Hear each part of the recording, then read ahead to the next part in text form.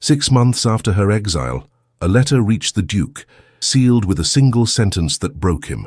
The snow fell in silent reproach upon Blackmore Abbey as Duke Everett Hathaway stood before the great window of his study. His reflection, a solitary figure against the dying winter light, stared back with hollow accusation. 6 months had passed since he had banished her from his world. 6 months since the Ton had whispered their approval behind jeweled fans. 6 months since he had traded love for the cold comfort of propriety. The fire crackled in the hearth, casting amber shadows across the Persian carpet where once she had stood, eyes aflame with unshed tears. "You would choose your title over truth, Your Grace?" she had asked, her voice steady despite the tremor in her gloved hands. He had not answered. His silence had been verdict enough. A soft knock interrupted his remembrance.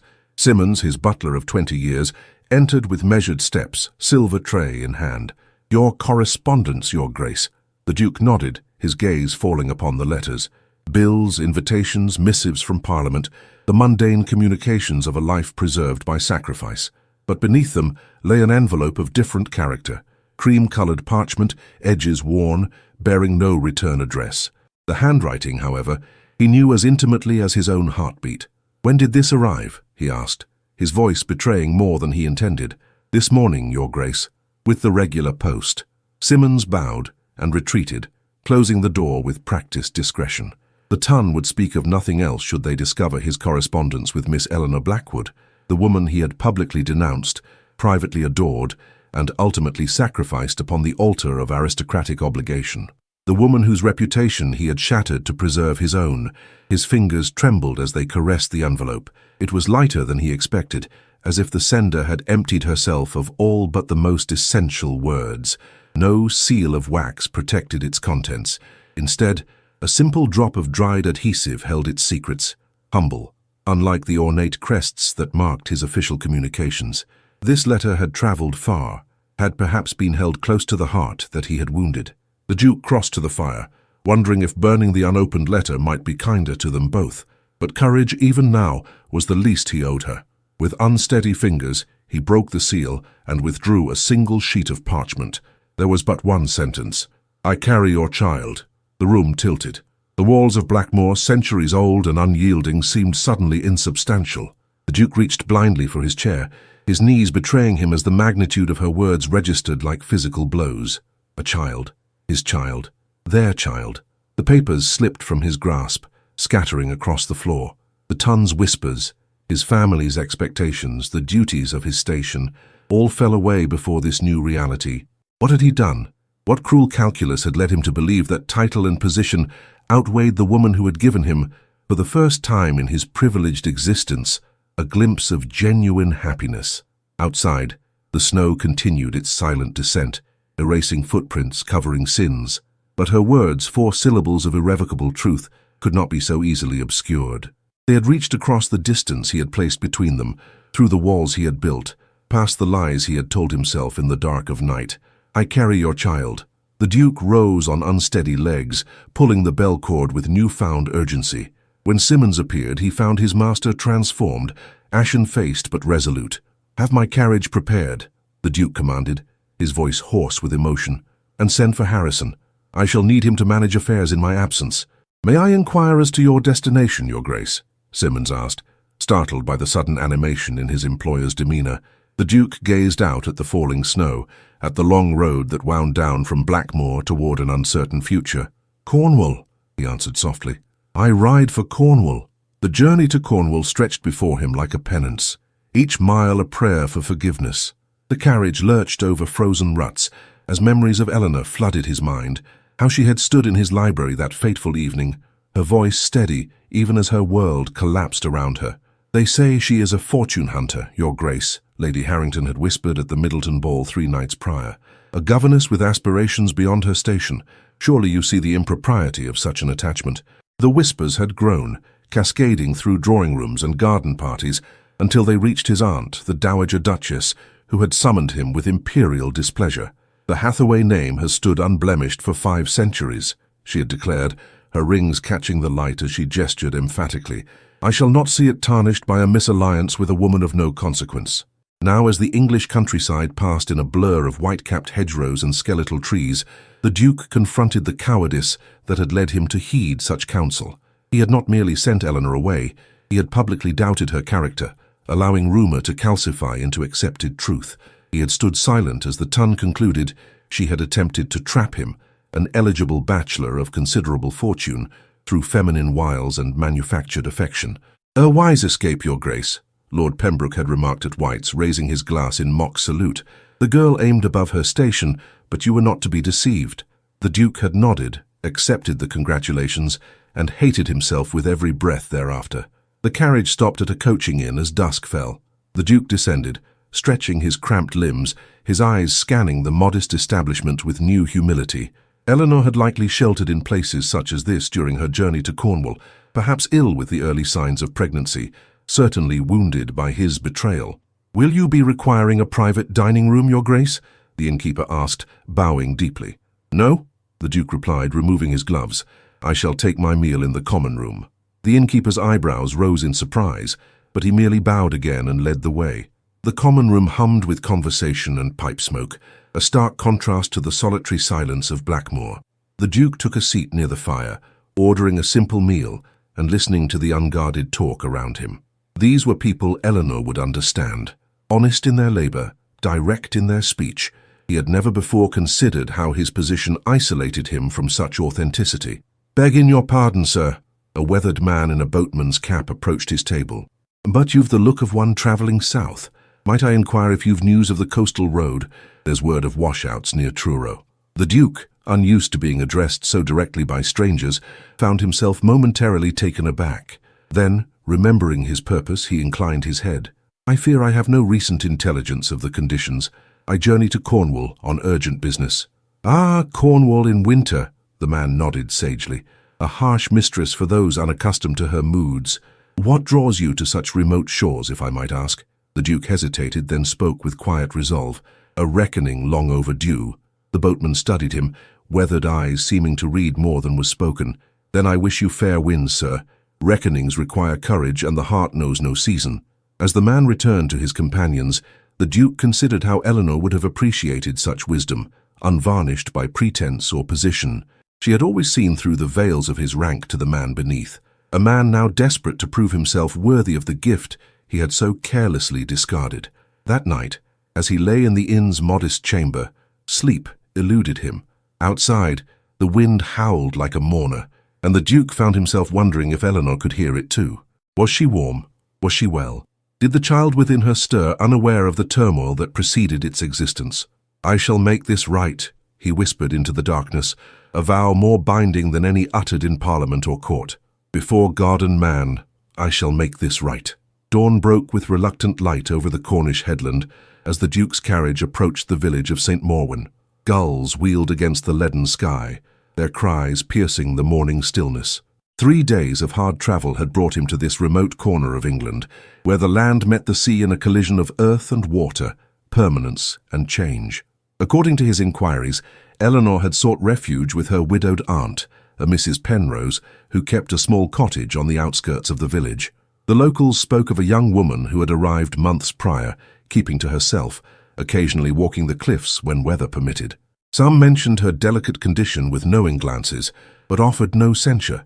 Here, far from London's drawing rooms, judgment seemed suspended in the salt air. "Just beyond the church, Your Grace," his driver called, pointing toward a lane that wound between ancient stone walls.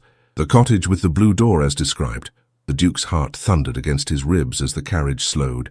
What right had he to appear uninvited after the pain he had caused? What words could possibly bridge the chasm of his betrayal? Yet the thought of his child, their child, growing beneath her heart, compelled him forward with an urgency that transcended doubt. The cottage stood sentinel against the wind, its slate roof silver with morning mist, smoke curling from the chimney in a promise of warmth within. A small garden, dormant in winter's grip, fronted the dwelling. The Duke descended from the carriage, instructing his driver to wait at the village inn. He approached the blue door, each step a confession, and raised his hand to knock. Before his knuckles met wood, however, the door swung open. Mrs. Penrose, a woman of perhaps 60 years, with Eleanor's same direct gaze but none of her softness, regarded him with unmistakable recognition. "So," she said simply, "the Duke has found his conscience." He removed his hat, humbled by her forthright assessment. "May I speak with her?" "That depends," Mrs. Penrose replied, making no move to admit him. "Have you come to wound her further, or to heal what you have broken?" "I come seeking forgiveness I do not deserve," he answered, the raw honesty of his words surprising even himself, "and to offer what I should have given freely months ago, my name, my protection, my heart." Mrs. Penrose studied him with the weathered wisdom of one who had witnessed life's cruelties and occasional mercies. Whatever she saw in his face must have satisfied her, for she stepped aside with a slight nod. "She is in the garden room," she said. "Though I warn you, Your Grace, pregnancy has not softened her pride. She may not welcome your sudden appearance." The Duke followed Mrs. Penrose through the cottage, noting the simple elegance of its furnishings. This was a home of modest means, but genuine comfort, so different from the cold grandeur of Blackmore. A fire crackled in the hearth, books lined the walls, and the scent of baking bread perfumed the air. At the rear of the cottage, a small conservatory overlooked the winter garden, and there, framed in the doorway like a painting come to life, stood Eleanor. Time stilled as he beheld her. Her figure, once willowy, now bore the gentle curve of advancing pregnancy. Her chestnut hair, free of London's elaborate styles, was simply braided, and her dress, though well made, lacked the ostentation of society fashion. Yet she had never looked more beautiful to him, a beauty born of truth rather than artifice. She turned at their approach, one hand instinctively cradling her abdomen in a protective gesture that pierced his heart. Her eyes widened in recognition, then narrowed with a wariness that was his doing alone. "Eleanor," he breathed, her name a benediction and a plea. "Your Grace," she replied, her voice cool as the winter sea beyond the windows. "What an unexpected honor."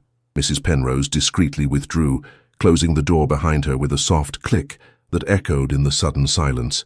"Your letter reached me," he said, remaining rooted where he stood, afraid that any movement might shatter this fragile moment. Eleanor's chin lifted slightly, a gesture he remembered well from their earliest encounters, when she, a governess in his cousin's household, had refused to be intimidated by his rank.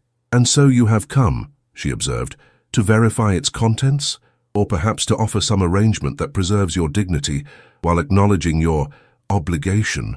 Her words stung with their accuracy. Had he not on the journey here considered such half measures, ways to provide for her and the child while maintaining the distance society deemed proper? "No," he said firmly. "I have come because in one sentence you reminded me of the man I once aspired to be, before title and expectation hollowed me into a coward." Eleanor's breath caught, her composure wavering at his unexpected candor. She turned toward the window, where winter light illuminated her profile and the gentle swell beneath her gown, living evidence of what they had shared and what he had denied. "Fine words, Your Grace," she said softly, "yet they come 6 months too late. 6 months in which I have endured whispers and judgment, in which I have rebuilt what remained of my life from the ashes you left behind." The Duke took a careful step forward, maintaining a respectful distance that felt like leagues between them. "I do not ask you to forget those months," he said. "I ask only that you allow me the chance to atone for them." "Atone?" Eleanor faced him fully now, her eyes bright with unshed tears. "How does one atone for public humiliation, for watching as the man who once whispered of love and forever stood silent, while his peers branded me a scheming fortune hunter?" Her words struck him with the force of physical blows, each syllable a deserved lashing. He had indeed remained silent. Worse, he had nodded in tacit agreement as the ton eviscerated her character, painting her as a cunning temptress who had nearly ensnared one of England's most eligible bachelors. "I have no defense to offer," he admitted, his voice rough with shame. "Only the truth which I was too much a coward to acknowledge until your letter reached me. I love you, Eleanor. I have loved you since you challenged my opinions on Shelley that evening in the library. I loved you when you spoke kindly to the scullery maid others ignored. I loved you when you refused to be impressed by my title. Yet you sent me away," she reminded him, one hand resting protectively over their child. "When confronted with the choice between society's approval and my heart, you chose the former without hesitation." The Duke shook his head, agony etched in every line of his face. "Not without hesitation, with hesitation that has tortured every waking moment since, with regret that has poisoned every empty victory and hollow accolade. A log shifted in the fireplace, sending sparks dancing upward. Outside, the sea crashed against the cliffs, its rhythm as ancient and relentless as the emotions that surged between them. "What would you have of me, Everett?" she asked, using his given name for the first time, its syllables soft with remembered intimacy. "Why have you truly come?" He moved closer, close enough now to see the faint constellation of freckles across her cheeks that he had once traced with reverent fingers. "I have come to beg you to return with me to London," he said. "Not as my secret or my shame, but as my wife, if you can find it in your heart to accept a man who needed losing you to understand your worth." Eleanor's eyes widened, disbelief warring with the smallest flicker of hope. "Your wife? You cannot be serious. The Tun would never accept such a match." "The Tun be damned," he replied with unexpected vehemence. "I have lived according to their dictates all my life, and what has it brought me? A cold bed and an empty heart. I would rather face their collective scorn with you at my side than endure their hollow approval in solitude." She studied him, searching for any hint of duplicity or uncertainty. Finding none, she sank slowly into a nearby chair, her hands trembling slightly. "You speak of marriage as if it were a simple matter. Have you considered what it would mean? The scandal, the doors that would close to you?" "I have considered only this," he said, kneeling before her in a posture of supplication no duke had ever assumed in her presence. "That our child deserves to know its father's love, that you deserve a husband who stands proudly at your side, not one who cowers before society's judgment." Eleanor's composure cracked, a single tear tracing down her cheek. "And if I refuse, if I determine that my peace here outweighs whatever you now offer, then I shall respect your decision," he answered, though the prospect pierced him like a blade. "I shall establish a trust for our child, ensure you both want for nothing, and return to London alone, though I would carry the weight of that solitude until my dying day." She reached out hesitantly, her fingers stopping just short of touching his face. "You have changed." "Not changed," he corrected gently. "Awakened. Your letter did what months of mindless society could not. It reminded me of the man I truly wish to be." Eleanor withdrew her hand, rising from the chair with careful dignity. "I cannot give you an answer today," she said. "What lies between us cannot be mended with a single conversation, no matter how heartfelt." The Duke stood as well, hope and fear warring within him. "How long would you have me wait?" "Stay in the village," she replied after a moment's consideration. "There is an inn that will accommodate you, humble though it may be compared to your usual quarters. Return tomorrow and we shall speak again. I must think on all you have said." He bowed, accepting her terms without protest. "Until tomorrow, then." As he turned to leave, her voice stopped him at the threshold. "Everett." "Yes, the child," she said softly, one hand cradling her abdomen, "quickened this morning. I felt our baby move for the first time." The simple statement, offered without elaboration, was both gift and goad, a reminder of all he had nearly forfeited through pride and fear. The Duke nodded, unable to trust his voice, and departed with the weight of tomorrow's reckoning heavy upon his shoulders. The village inn proved a stark contrast to the palatial comforts of Blackmore Abbey. The Duke's chamber, though clean, offered only a narrow bed, a washstand, and a small window overlooking the harbour where fishing boats bobbed like toys in a child's bath.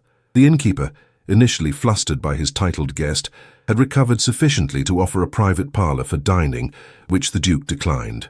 "I shall take my meals in the common room," he insisted, earning curious glances from the locals who gathered there each evening. Tonight he sat before the hearth, a barely touched plate before him, his thoughts solely occupied with Eleanor. How regal she had looked in her simple gown, her condition lending her a Madonna-like grace. How steady her gaze, even as she weighed his contrition against months of abandonment. "Your pardon, my lord." A weathered fisherman approached his table, cap in hand. "You're the gentleman visiting Miss Eleanor, are you not?" The Duke looked up, surprised at the direct address. "I am," he acknowledged. The man nodded as if confirming a suspicion. "She's well respected hereabouts," he continued. "Teaches the village children their letters 3 mornings a week, despite her condition. Helps old widow Trelawney with her washing. Never puts on airs, though Mrs. Penrose says she was raised gently." Every word was both revelation and rebuke. While he had retreated into the cold comfort of his position, Eleanor had built a life of quiet dignity and service. The Duke gestured to the empty chair across from him. "Please join me. I would hear more of Miss Blackwood's time in St. Morwen." The fisherman, though clearly surprised by the invitation, settled his weathered frame into the chair. "Name's Trevelyan, my lord." Known the Penrose family all my days. He signalled to the barmaid for ale before continuing. When Miss Eleanor first arrived, she kept to herself, pale as death and twice as quiet. Some whispered about her condition, of course. Village folk noticed such things, but Mrs. Penrose silenced the worst of it. "And now?" the Duke prompted. "Now?" Trevelyan smiled, revealing a gap where a tooth had once been. "Now she's one of us, in a manner of speaking. Last month, when little Tommy Barrett had the fever, she sat with him 3 nights running, spelling his mother, brought books for the older children, teaches them poetry and such. Even the vicar speaks well of her, unmarried mother-to-be or not." The Duke absorbed these details like a man dying of thirst. Each anecdote revealed an Eleanor who had not allowed his betrayal to diminish her essential goodness, a woman who had forged connection and purpose from the ruins of rejection. "She never speaks of the child's father," Trevelyan added, studying the Duke's face with shrewd eyes. But Mrs. Penrose let slip once that he was a gentleman who'd forgotten his own worth. The pointed observation hung between them. The Duke met the fisherman's gaze directly, refusing to hide behind his rank. "A apt description," he acknowledged. "One I hope to remedy, if she will permit it." Trevelyan nodded slowly.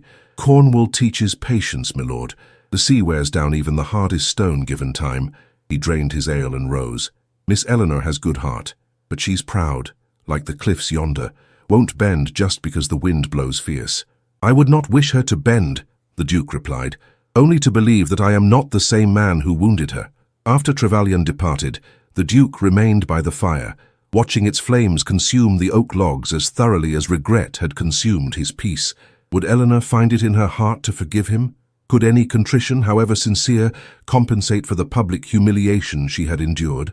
He retired to his chamber, but found sleep elusive. Through the small window, he watched the moon trace its silver path across the restless sea. Somewhere in this village, Eleanor too might be wakeful, feeling their child move beneath her heart, weighing the sincerity of his repentance against the memory of his abandonment.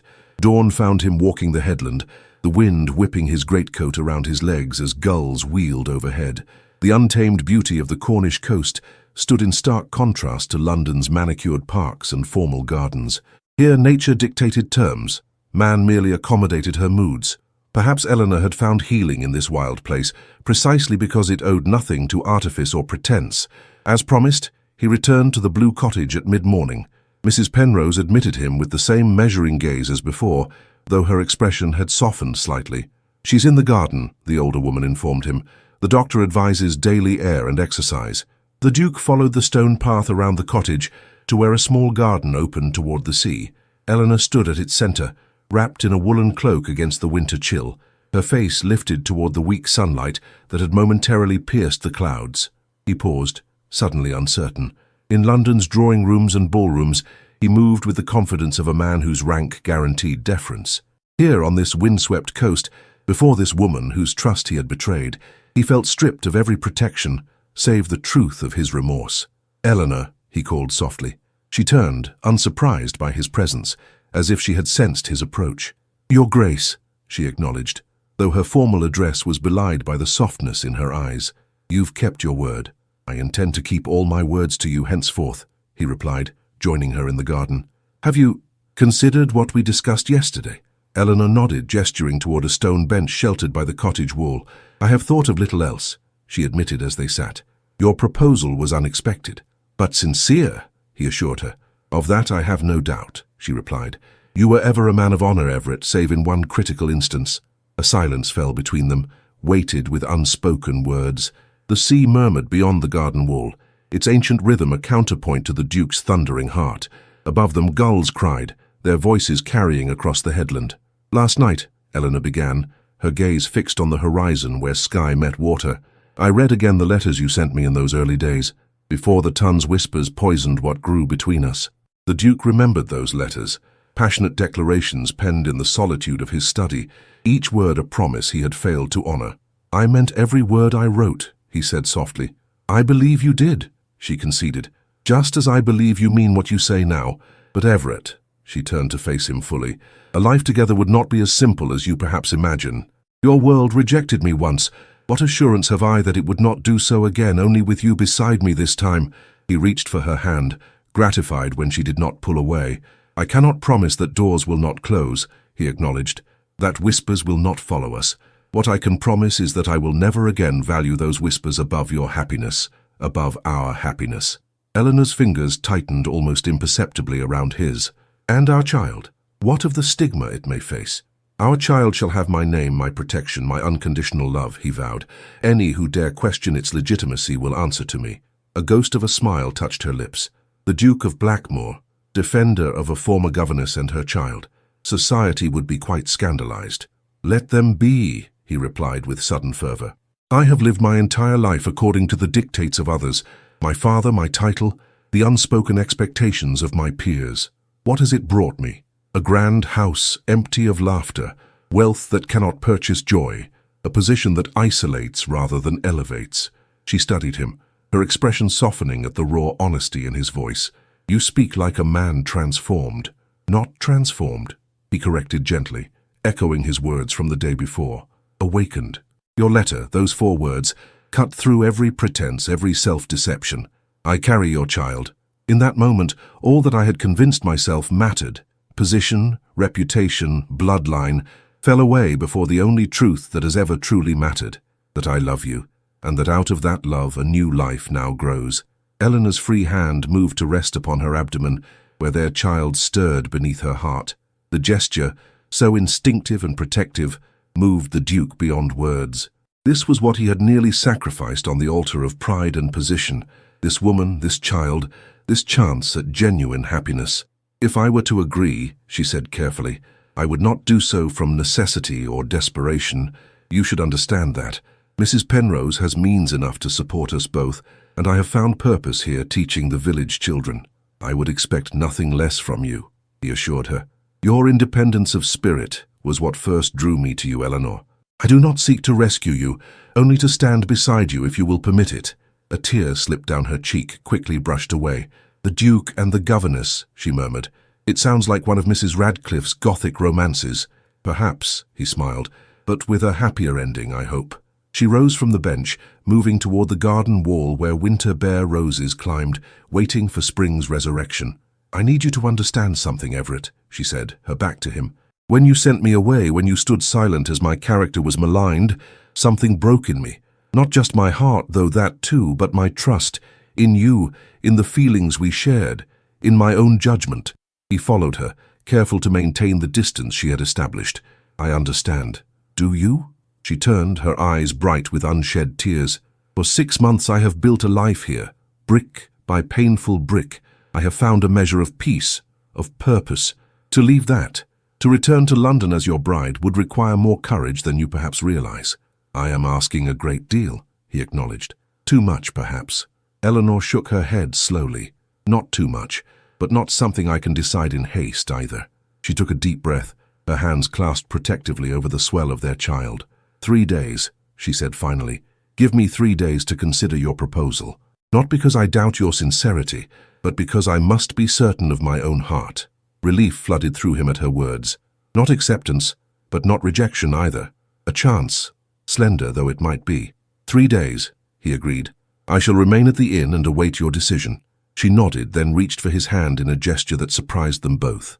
Each evening at sunset, I walk along the path that follows the headland, she said. If you wish to accompany me tomorrow, I would not object. The invitation, tentative though it was, kindled hope within his chest. I would be honored. As he prepared to take his leave, Eleanor's voice stopped him once more.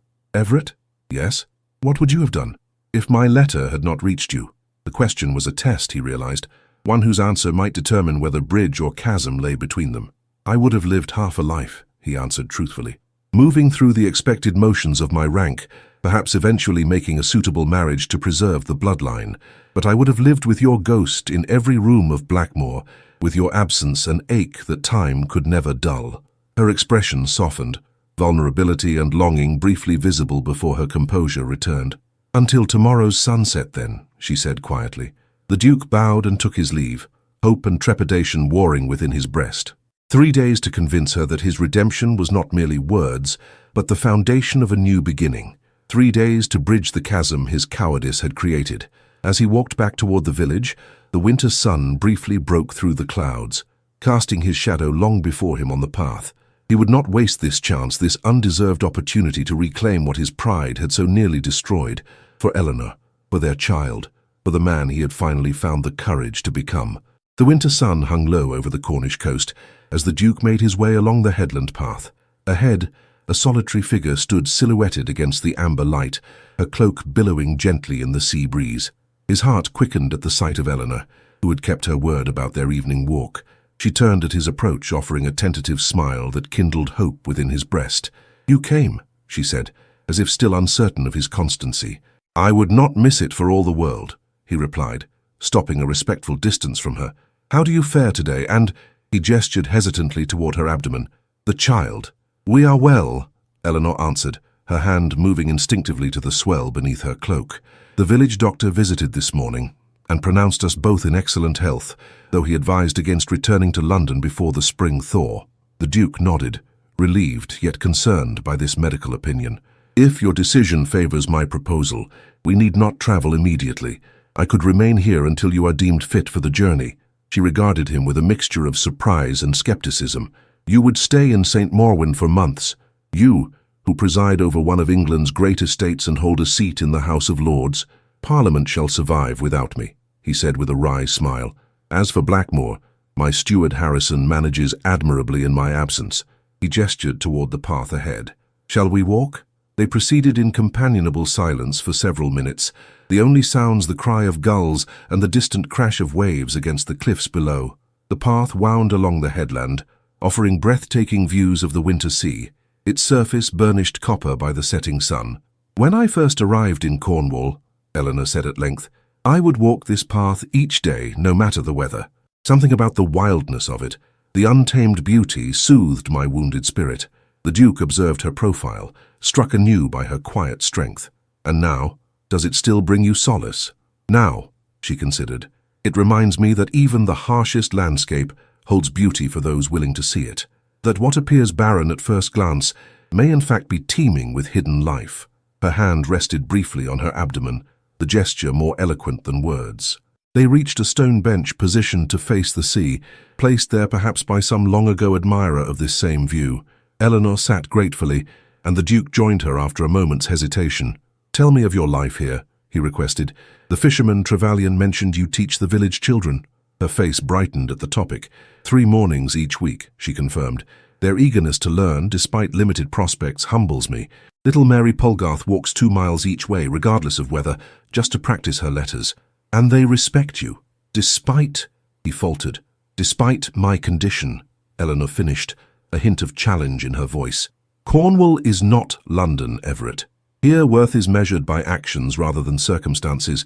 I arrived unwed and with child, yes, but I have proven myself useful, kind, worthy of inclusion in their community." Shame washed over him at her gentle rebuke. "I have much to learn," he acknowledged. "As did I," she said, softening. "My first weeks here I believed myself ruined, cast out from respectable society, my reputation in tatters. I contemplated giving up the child for adoption after its birth, sparing it the stigma of illegitimacy." The Duke's heart constricted at this revelation. "What changed your mind?" "Mrs. Penrose," Eleanor smiled fondly. "She lost her only child to influenza 30 years ago. When I confessed my thoughts, she took my hands and said, 'Child, there is no shame in love, only in its absence. This babe deserves to know the mother who chose courage over convenience.'" They fell silent as the sun dipped lower, painting the clouds in shades of rose and gold. A fishing boat returned to harbor, its sails catching the last rays of daylight.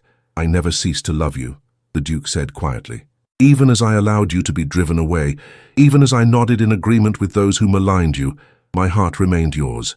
It makes my actions all the more unforgivable." Eleanor turned to study him, her eyes grave in the fading light. "Why did you not defend me? Truly?" The question, direct and unavoidable, demanded equal honesty. The Duke drew a deep breath, searching for words that could explain without excusing. "Fear," he admitted finally. "Not of scandal itself. Blackmore has weathered worse in its centuries, but of disappointing those whose approval I had been raised to value above all else. My father, though 10 years in his grave, still cast a long shadow. The Dowager Duchess, whose good opinion shaped my childhood. The peers whose acceptance I mistook for friendship." He laughed bitterly. "How absurd it seems now that I sacrificed genuine happiness for the approval of people whose affection was conditional upon my conformity. Eleanor's expression softened. Not absurd, she corrected gently. Human. We are all, to some degree, prisoners of our upbringing. Even I, who prided myself on independence, found it difficult to defy convention. Yet you did, he pointed out. You chose to keep our child, to build a new life, rather than surrender to despair. I had little choice, she replied. Despair is a luxury afforded to those with fewer responsibilities. Our child needed me to find my courage. The sun touched the horizon, casting long shadows across the headland. Eleanor rose, signaling the end of their walk. Tomorrow, she said, if the weather permits, I should like to show you something. Meet me at the cottage at midday. The Duke stood as well, hope kindling within him at her words. I shall be there. As they walked back toward the village, their steps fell naturally into rhythm.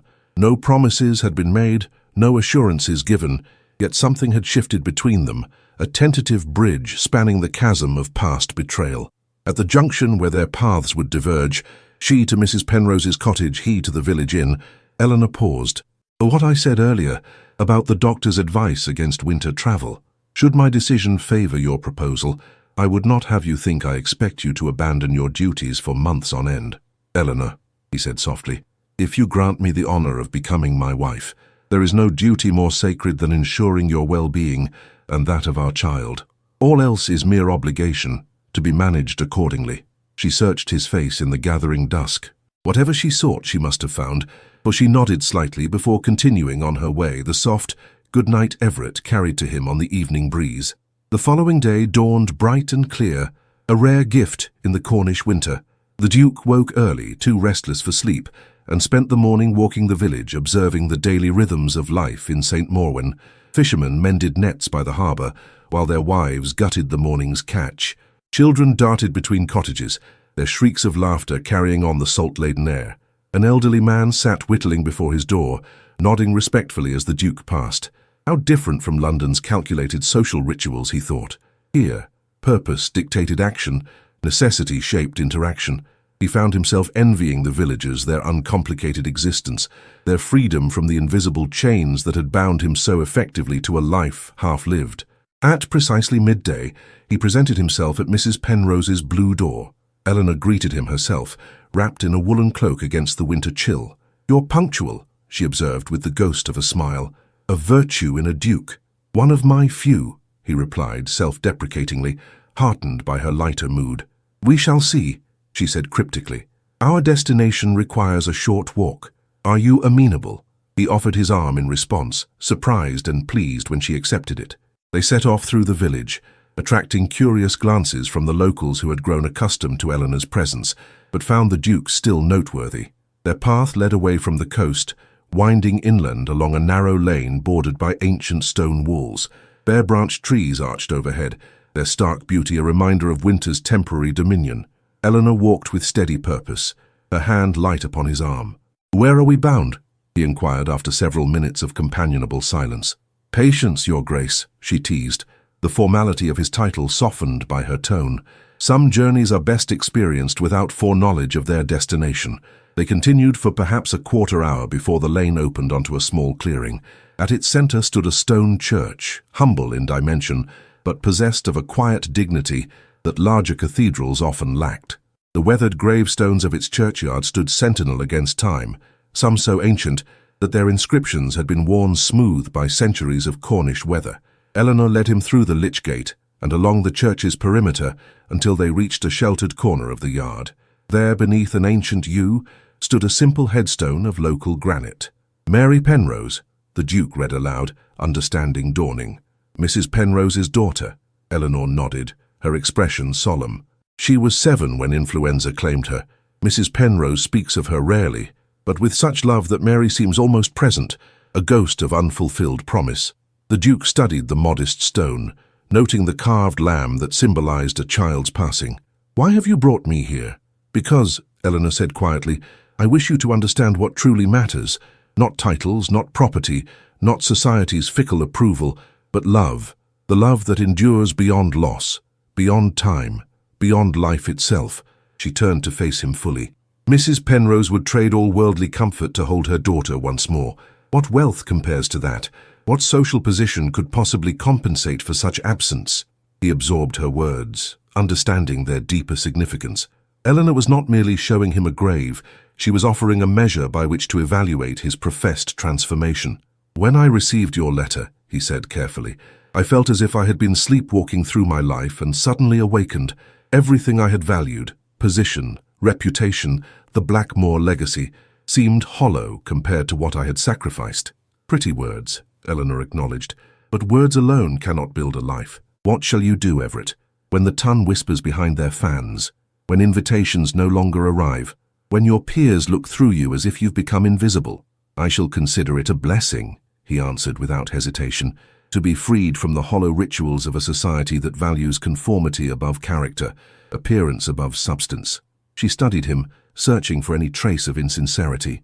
"And if our child bears the stigma of its parents' choices, if doors close that might otherwise have opened, then we shall teach our child to value doors worth entering," he replied, "to judge character by action rather than ancestry, to find worth in contribution rather than connection." A hint of a smile touched her lips. "You have changed." "No," he corrected gently, repeating what was becoming their refrain. "Awakened, to what has always mattered, but which I was too blind to see." They stood in silence for several moments, the winter sun casting dappled shadows through the yews' ancient branches. In the distance, the church bell tolled the hour, its solitary note hanging in the crisp air. "I have 1 day remaining," Eleanor said at length, referring to the 3 days she had requested for consideration. "Tomorrow evening I shall give you my answer." He nodded, accepting her terms without protest. "May I ask where you will be this evening, for our sunset walk?" "Not today," she replied. "I have promised Mrs. Penrose to accompany her to the vicarage. The Reverend's wife is hosting a small gathering to prepare gifts for the village children's Christmas celebration." The Duke smiled at this evidence of Eleanor's integration into St. Morwen's community. "Then I shall see you tomorrow." "Tomorrow," she confirmed. She hesitated, then added, "I have appreciated our conversations, Everett. Whatever my decision, know that they have helped heal wounds I feared would never close." With that, she turned and began walking back along the church path. The Duke remained a moment longer, studying Mary Penrose's humble headstone. Such a small marker for a life so deeply mourned, yet more profound in its testament to love than all the marble mausoleums of England's aristocracy. As he followed Eleanor back toward the village, he found himself wondering what legacy he truly wished to leave. The Blackmore title would pass to some distant cousin upon his death, the estate eventually changing hands, as all earthly possessions must. But the mark of a life well lived, that was a different inheritance altogether. For the first time in his privileged existence, the Duke of Blackmore found himself considering not what he stood to lose by choosing Eleanor, but what immeasurable riches he might gain. The Duke spent a restless night, sleep eluding him as his mind traversed the same well-worn paths of hope and doubt. By dawn, he had abandoned the pretense of rest and dressed, descending to the inn's common room, where an early fire chased the chill from the air. "Mornin', Your Grace," the innkeeper greeted him, setting a pot of tea at his table. "Nasty weather brewing today, glass is falling, and old Trevelyan says we're due a proper gale before nightfall." The Duke thanked the man, his gaze drawn to the windows where leaden clouds indeed hung low over the horizon. A fitting backdrop for the day that would determine his future, he thought wryly, uncertain, threatening, yet holding the promise of cleansing rain. He spent the morning composing a letter to Harrison, his steward at Blackmore, instructing him on matters that would require attention in the event of a prolonged absence. The carefully chosen words revealed nothing of his personal circumstances, yet the very act of writing felt like a declaration of intent, a bridge being built between his old life and whatever new one awaited. By midday, the promised storm had begun to gather force. Wind rattled the inn's windows, and the first spatters of rain struck the cobblestones outside. The Duke found himself calculating the hours until evening, with the anxious precision of a man awaiting judgment. A sharp knock at his chamber door startled him from his thoughts. Upon opening it, he found not a servant as expected, but Mrs. Penrose herself, rain-spattered and grim-faced. "Your Grace," she said without preamble, "you must come at once. It's Eleanor." Cold fear gripped him. "What has happened? Is she ill? The child—" "A fall," Mrs. Penrose interrupted, her usual composure cracking to reveal genuine concern. "On the path from the village, the doctor has been sent for, but she asks for you." No further explanation was necessary. The Duke seized his greatcoat and followed Mrs. Penrose into the strengthening storm, his heart pounding with dread. They made their way through the village, buffeted by wind that drove the rain sideways. By the time they reached the blue cottage, both were soaked to the skin, but neither noticed nor cared. Within, the cottage was warm but tense with unspoken fear. Mrs. Penrose led him directly to Eleanor's chamber, where she lay pale against the pillows, one hand protectively cradling her abdomen. Her hair, damp with rain and sweat, spilled across the simple linen. "Everett," she whispered upon seeing him, her voice thin with pain and relief. "You came." "Of course I came," he answered, crossing to her bedside in 2 strides. "Tell me what happened." "Such foolishness," she said, attempting a smile that wavered. "I wished to collect seashells for the children's Christmas gifts before the storm arrived. The path was slick with rain. My foot slipped." Her voice faltered. "She fell some 10 feet down the coastal path," Mrs. Penrose supplied, her tone carefully controlled. "Fisherman Jenkins found her and carried her home." The Duke knelt beside the bed, taking Eleanor's free hand in his. "The child? There has been pain," she admitted, tears gathering in her eyes, "but no blood." "The doctor," as if summoned by her words, a commotion at the front door announced the physician's arrival. Dr. Tremaine entered the chamber moments later, rain dripping from his greatcoat, his medical bag clutched tightly in one hand. "Your Grace," he acknowledged the Duke with a curt nod, professional focus overriding any surprise at finding a peer of the realm in a village cottage. "I must examine Miss Blackwood. If you would step outside." The Duke rose reluctantly, pressing a kiss to Eleanor's hand before withdrawing. In the cottage's small parlour, he paced like a caged tiger, each minute an eternity of uncertainty. Mrs. Penrose busied herself preparing tea, the familiar ritual perhaps as much for her comfort as for his. "She is stronger than she appears," the older woman said at length, breaking the tense silence, "and the babe has quickened, which is a favourable sign." The Duke nodded, unable to trust his voice. He had faced political opponents in Parliament, weathered financial crises that threatened the Blackmore holdings, even stared down a charging boar on his Scottish estate, yet never had he felt so utterly helpless, so completely at the mercy of forces beyond his control. Outside, the storm gathered strength, rain lashing against the windows as if demanding entry. Inside, the clock on the mantel marked time with merciless precision, each tick a reminder that life could change, or end, in a single heartbeat. After what seemed an eternity, Dr. Tremaine emerged from the chamber, his expression grave but not despairing. "She is stable," he announced. "There has been no detachment, no bleeding. The child's heartbeat remains strong." Relief washed over the Duke like a physical force. "Then they will recover?" "With proper care, yes," the doctor qualified. "But she must have complete bed rest for at least a fortnight. No exertion, no excitement, no travel whatsoever until after Christmastide. Even then, only if her progress warrants it." "Understood," the Duke said firmly. "Whatever is required for her well-being and that of our child shall be provided." Dr. Tremaine's eyebrows rose slightly at the possessive pronoun, but he merely nodded and proceeded to give Mrs. Penrose detailed instructions regarding Eleanor's care. When he had departed, braving the storm once more, the Duke turned to the older woman. "May I see her?" Mrs. Penrose studied him for a long moment. "You said our child," she observed, "not her child, or the child. You claimed paternity openly, before witnesses." "It is the truth," he replied simply. She nodded as if he had passed some test. "Go to her," she said.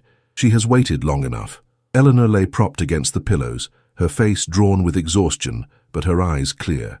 She attempted to sit straighter as he entered, but he gestured for her to remain still. "The doctor says you must rest," he reminded her, drawing a chair to her bedside. "Both of you." She nodded, one hand still resting protectively over the swell of their child.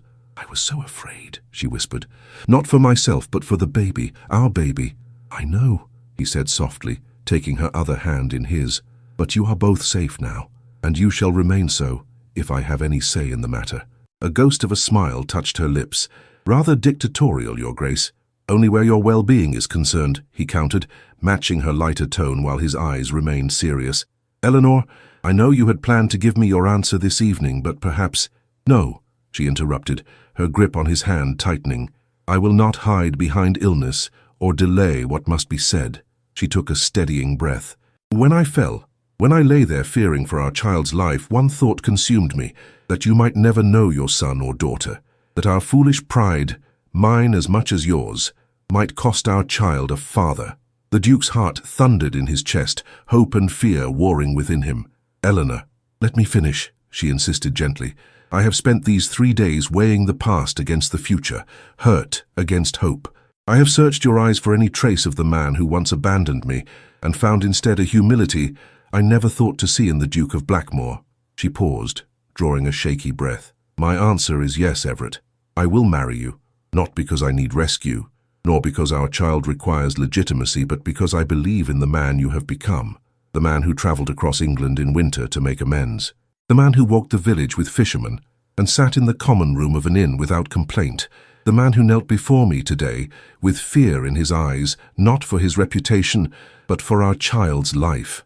Joy, pure and overwhelming, surged through him. Eleanor, he breathed, his voice rough with emotion, I swear to you, before God and on my honor, that I shall spend every remaining day proving worthy of this trust. She smiled, a true smile that reached her eyes despite her exhaustion. I believe you, she said simply. Now tell me of Blackmore. Tell me of the home that will someday welcome our child. And so, as the storm raged beyond the cottage walls, the Duke spoke of sun-dappled gardens and ancient oaks, of libraries filled with treasures and nurseries, long silent, that would ring with laughter once more.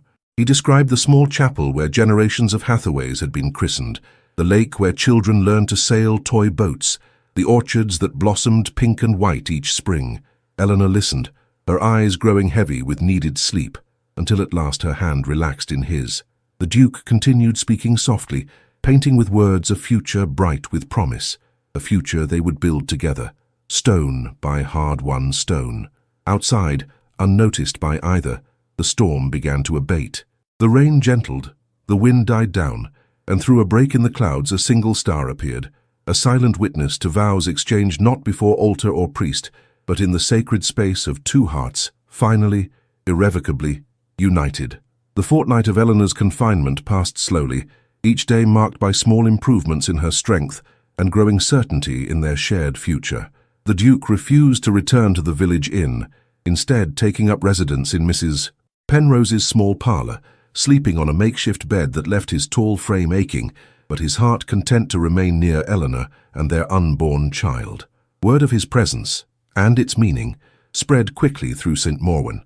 The villagers, initially wary of this aristocratic intruder, gradually warmed to the sight of the Duke carrying water from the well, splitting firewood in the yard, or engaged in earnest conversation with Trevelyan and other local fishermen.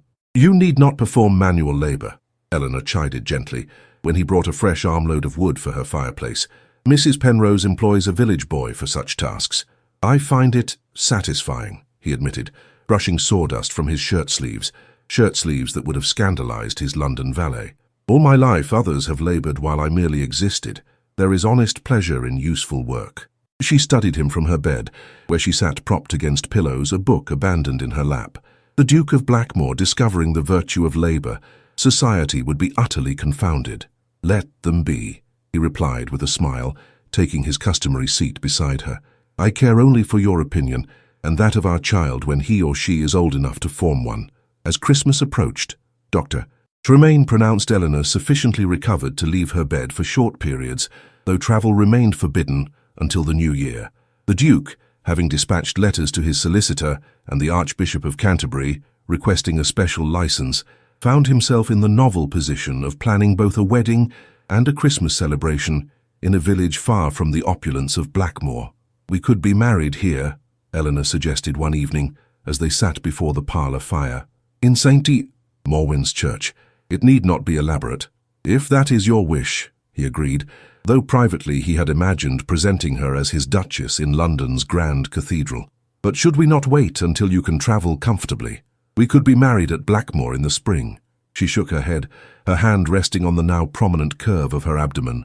I would have our child born in wedlock, she said softly, not for society's approval, but for his or her sense of belonging. The Duke nodded, understanding her concern. Despite his assurances, despite the special license that would legitimize their child regardless of when they wed, Eleanor had lived too long under the shadow of potential scandal to dismiss it entirely. "Then we shall be married here," he declared, "as soon as the license arrives. A simple ceremony, but no less sacred for its setting." Mrs. Penrose, entering with tea, overheard his declaration. "Simple need not mean austere," she observed. "The village would consider it an honor to celebrate your union." And so, as Eleanor continued her recovery, and the Duke adjusted to life far removed from London's rigid social hierarchies, the cottage became a centre of quiet activity. Mrs. Trevelyan arrived with lengths of evergreen boughs and holly for decoration. The vicar's wife brought white candles and her grandmother's lace tablecloth. The fishermen's wives appeared bearing preserves and baked goods, winter vegetables and smoked fish, humble offerings for a wedding feast that would have seemed paltry by London standards, but represented genuine goodwill from people who measured wealth in friendship rather than gold. The special license arrived 3 days before Christmas, carried by a messenger who had braved winter roads and inclement weather to deliver it. That evening, as they sat together planning the ceremony, a knock at the cottage door revealed Reverend Morwenna, St. Morwen's elderly vicar. "Your Grace, Miss Blackwood," he greeted them with formal dignity, though his eyes twinkled with barely suppressed excitement. "I understand congratulations are in order." "Indeed, Reverend," the Duke confirmed, rising to offer the older man a chair. "We had planned to call upon you tomorrow to discuss the ceremony." Yes. The vicar nodded, accepting a cup of tea from Mrs. Penrose. "That is partially why I have come. The church, you see, requires some preparation for such an occasion." Eleanor tilted her head inquiringly. "Preparation? But we have requested a simple service, no elaborate decorations or—" "Not decorations, my dear," Reverend Morwenna interrupted gently. "Repairs. The roof above the chancel has leaked these past 5 winters, and the funds for its mending have been elusive." The Duke understood immediately. "You wish me to finance repairs to the church before our wedding?" The vicar had the grace to look slightly abashed. "Not for my sake, Your Grace, but the village takes pride in St. Morwen's. To welcome a duke and his bride in its current condition would be a source of communal embarrassment." Before the Duke could respond, Eleanor spoke. "What a thoughtful suggestion, Reverend. His Grace would be honored to ensure the church is in proper condition, not only for our wedding, but for the christening of our child and the ongoing spiritual life of St. Morwen." The vicar beamed, while the Duke felt a surge of admiration for Eleanor's gracious handling of what might have been an awkward moment. She had neither taken offense at the implied request nor allowed him to appear reluctant or miserly. "Of course," he agreed smoothly. "I shall speak with the local craftsman tomorrow and see that work begins immediately." After the Reverend departed, clutching a hastily written draft on the Duke's London bank, Eleanor turned to him with a knowing smile. "You need not look so surprised, Your Grace. Did you think me incapable of diplomatic maneuvering?" "On the contrary," he replied, taking her hand and pressing a kiss to her palm. "I am merely in awe of your skill. You managed the good Reverend more adroitly than most politicians manage Parliament." Her smile deepened. "Governing a schoolroom of willful children provides excellent training for managing men of influence. Both require firmness, disguised as deference." The days before Christmas passed in a whirlwind of preparation. True to his word, the Duke engaged local craftsmen to repair St. Morwen's roof, along with several other long-neglected aspects of the humble church. The work proceeded with remarkable speed, motivated by both generous compensation and genuine excitement at the prospect of the Duke's wedding. Meanwhile, Eleanor's strength continued to improve. Though still unable to manage long walks or significant exertion, she moved about the cottage with growing confidence, overseeing preparations for both Christmas and their impending nuptials with quiet authority.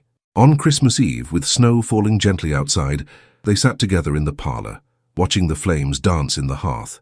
Mrs. Penrose had retired early, leaving them a rare moment of privacy. "Tomorrow," Eleanor said softly, "the village children will perform their nativity play in the newly repaired church, and the day after, we shall be married in that same sacred space."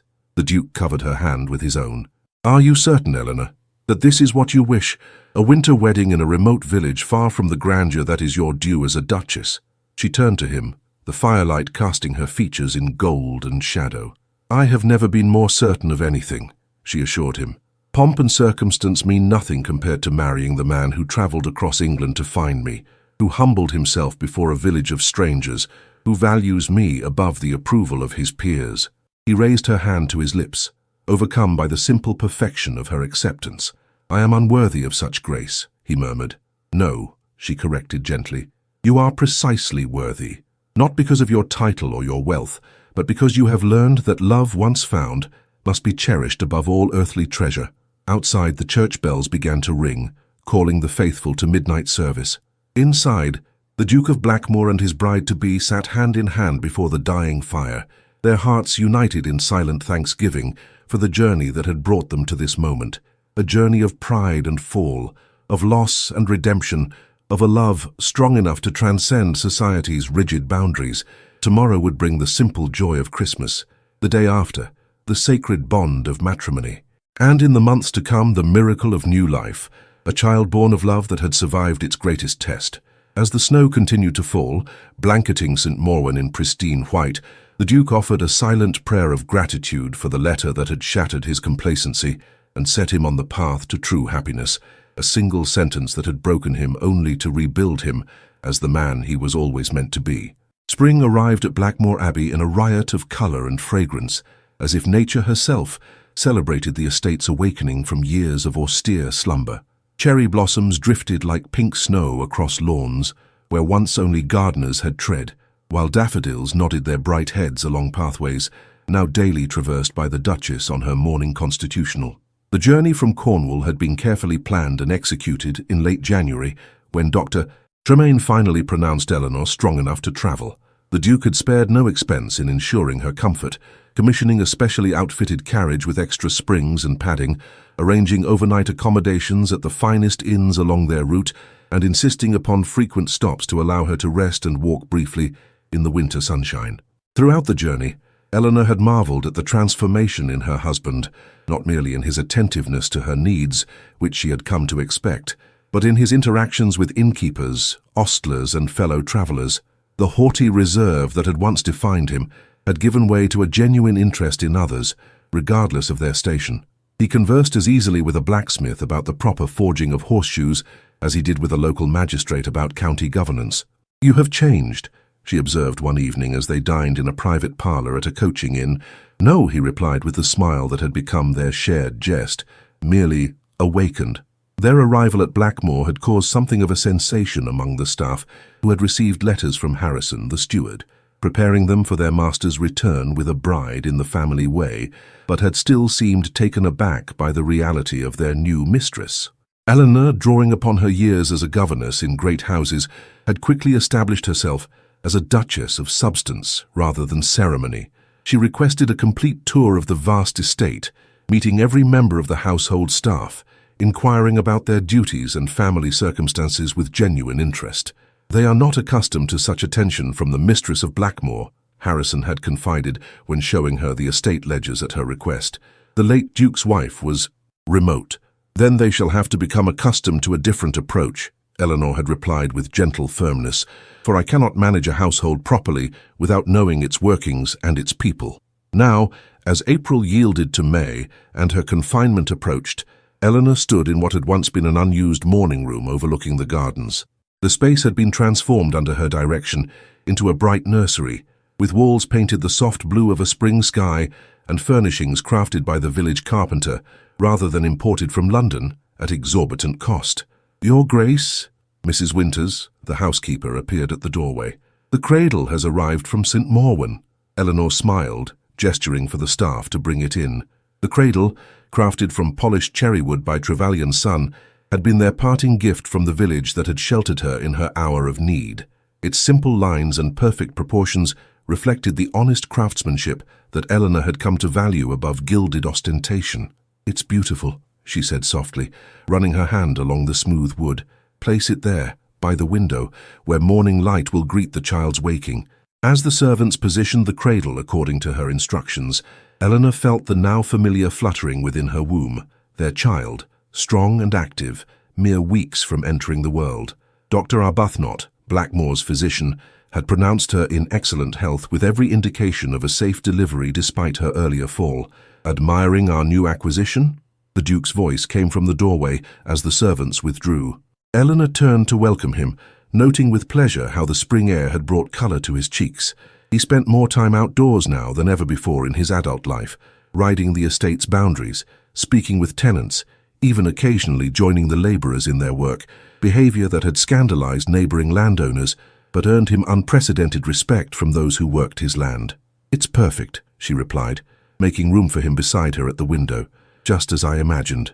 He placed his hand gently upon her abdomen, rewarded with a decided kick from their restless child.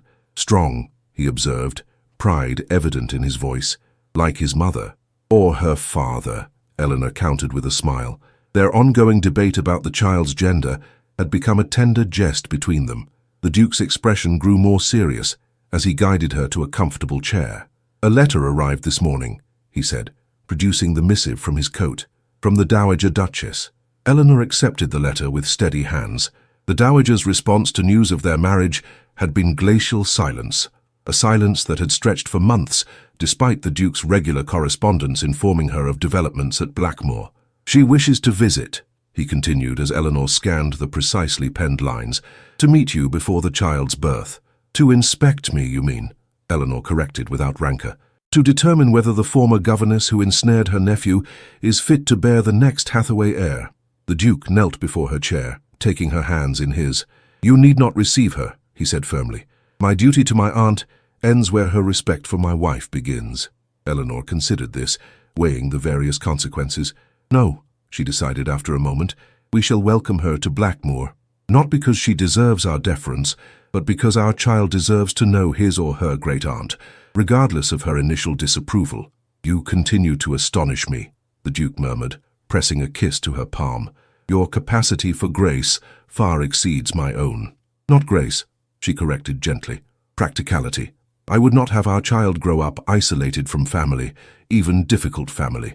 The bonds of blood, however strained, remain important." The Duke rose, moving to the window where spring light poured unchecked into the room that would soon echo with their child's first cries.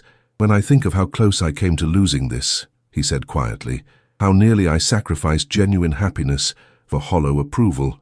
Eleanor joined him, her hand finding his in silent understanding. "Yet you did not," she reminded him. "When the moment of true choice arrived, you chose love over pride, substance over appearance." "Only because your letter reached me," he countered. "Those 4 words, 'I carry your child,' broke through years of carefully constructed armor." She smiled, remembering the anguish and hope with which she had penned those words, never truly expecting they would bring him to her door. "Sometimes the simplest truths are the most powerful," she observed, "and sometimes what appears to be breaking is actually setting free." In the weeks that followed, Blackmoor Abbey underwent further transformation in preparation for both the Dowager's visit and the impending birth. Eleanor, despite her advanced condition, personally supervised the refreshing of guest chambers unused for decades. The library, once the Duke's solitary refuge, now housed her growing collection of children's literature alongside ancient tomes of history and philosophy. The gardens, too, reflected the estate's rebirth. Formal parterres gave way to cottage-style plantings that reminded Eleanor of Cornwall's wild beauty. A stone bench had been placed beneath an ancient oak, positioned to catch the afternoon sun, a perfect spot, she imagined, for reading stories to a curious child. The Dowager's arrival, when it came, was marked by less ceremony than might once have been expected. The Duke greeted his aunt with formal courtesy, but it was Eleanor who disarmed the formidable woman with simple hospitality and unaffected dignity. "You are not what I expected, Duchess," the Dowager admitted, after 3 days of careful observation. "I had imagined someone calculating." "I calculate a great many things, Your Grace," Eleanor replied with gentle humor as they walked in the garden. "The household accounts, the rotation of crops on tenant farms, the number of books required to properly educate a child in their first decade, but I never calculated to marry your nephew. That was a matter of the heart, not the ledger." The Dowager had departed with grudging approval, if not warm acceptance. A beginning, Eleanor thought, upon which to build a relationship that would enrich their child's life. And then, on a perfect June morning with roses blooming beneath her window, Eleanor's labor began. After hours of effort that tested even her considerable fortitude, she delivered a healthy son, Henry Edward Hathaway, heir to Blackmoor, and symbol of the love that had transcended society's rigid boundaries.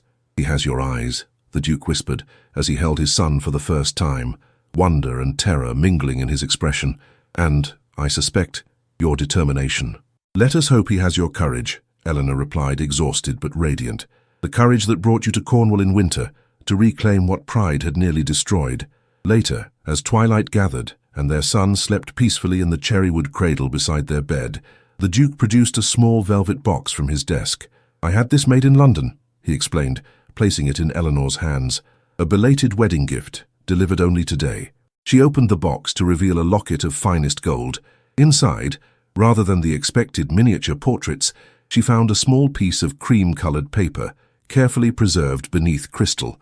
Upon it, in her own handwriting, were the words that had changed everything. "I carry your child." "To remind us," the Duke said softly, "that sometimes what breaks us also saves us." Eleanor closed the locket, tears gathering in her eyes as she placed the chain around her neck. "Not breaks," she corrected, her voice tender in the gathering darkness. "Transforms." Outside, the ancient oaks of Blackmoor rustled in the summer breeze, their leaves whispering secrets of pride and fall, of love and redemption, of a family forged not through adherence to society's rules, but through the courage to transcend them for something infinitely more precious, the enduring bond of two hearts united in love's purest form. In the silence between heartbeats lies the truth we most often fear to acknowledge, that pride, however gilded with position or propriety, remains the coldest of companions. The Duke of Blackmoor discovered this truth only when confronted with the consequence of his cowardice, a single sentence that shattered his carefully constructed world of privilege and pretense. The truest measure of nobility has never been found in titles or estates, in bloodlines or bank accounts. Rather, it resides in the courage to admit when we have chosen wrongly, to humble ourselves before those we have wounded, and to value love above the hollow approval of society. For what profit is there in gaining the world's admiration if in doing so we lose the very connections that give life its deepest meaning? Eleanor and the Duke's journey teaches us that redemption often begins with breaking, the breaking of pride, of pretense, of patterns that have held us captive to others' expectations.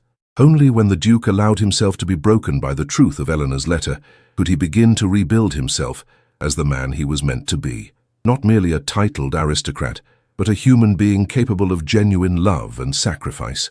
Perhaps the most profound wisdom lies in Eleanor's final correction, that what appears to break us actually transforms us if we have the courage to embrace the painful process of change. In the end, it is not our ability to maintain appearances that defines us, but our willingness to risk those appearances for something far more precious, the authentic connection of one heart to another, unbounded by the artificial constraints of class, wealth, or social position. May we all find such courage when faced with the choice between comfortable pretense and uncomfortable truth, between the safety of society's approval and the risk of genuine love. For as the Duke and Eleanor discovered on that Cornish headland, the path to true happiness seldom follows the well-mapped routes of convention, but rather winds along the wild, unpredictable coastlines of the heart. Dear faithful listeners, if this tale of pride and redemption, of love that transcends society's boundaries, has touched your heart, I invite you to share your thoughts in the comments below. How has the journey of the Duke and Eleanor resonated with your own experiences of pride, forgiveness, and transformation? Remember to subscribe to our channel for more captivating Victorian romances that explore the timeless struggles of the human heart. Each week we bring you stories of passion and principle, of characters who must choose between society's expectations and love's demands. If you enjoyed 6 months after her exile, please consider sharing it with a friend who appreciates tales of redemption and second chances. And don't forget to ring the notification bell to ensure you never miss our upcoming release, The Winter Duke's Forbidden Bride, coming next Friday at the usual time. Until then, may you find the courage to choose love over pride, authenticity over appearance, and the wisdom to recognize that sometimes our greatest transformations begin with a single sentence that breaks us open to truth.